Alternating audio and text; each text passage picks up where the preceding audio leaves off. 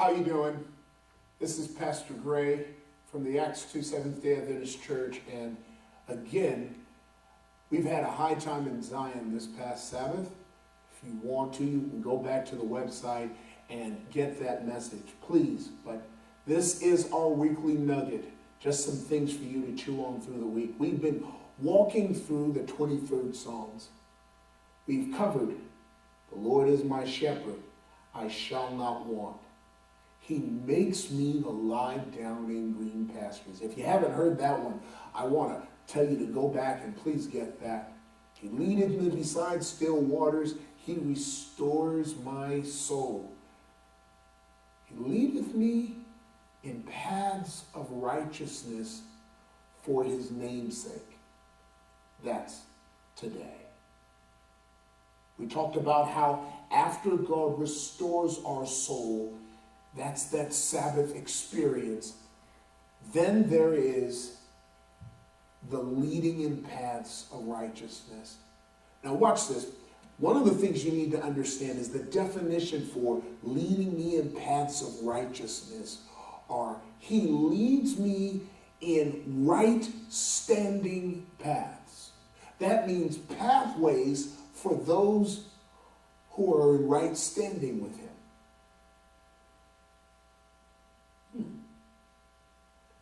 For his name's sake. Now, I bring that up because I want you to understand there are two things that are talking about for his name's sake.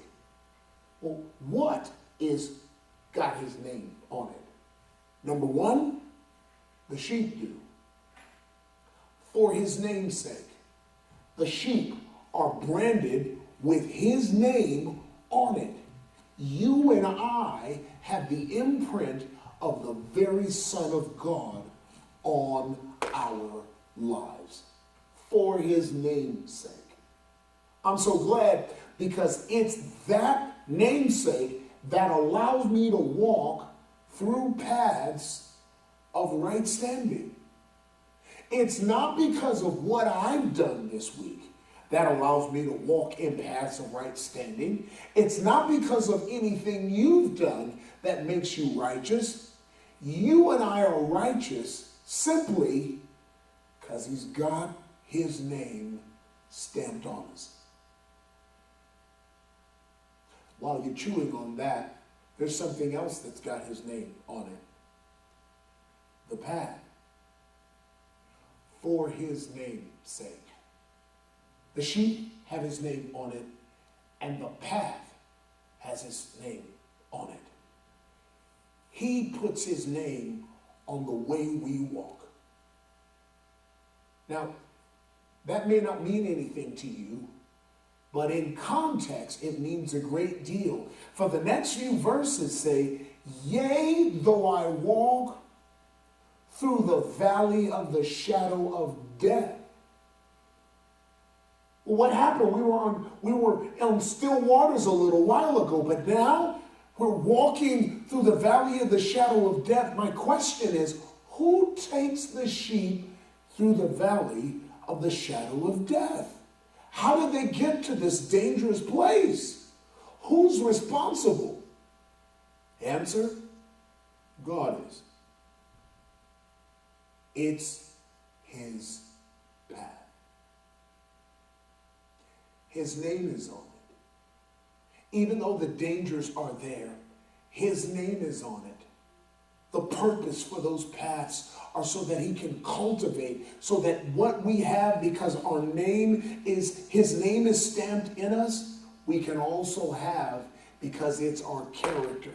It's only through those pathways, dangerous pathways, that we can actually get that name stamped in our hearts so that we live that way.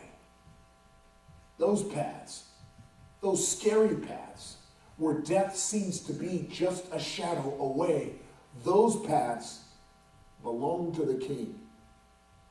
David says, I will fear no evil. Why? Because not only does he put his name on me and his name on the way I take, he is with me. The shadow of death may come over, but do you know what's even closer than the shadow?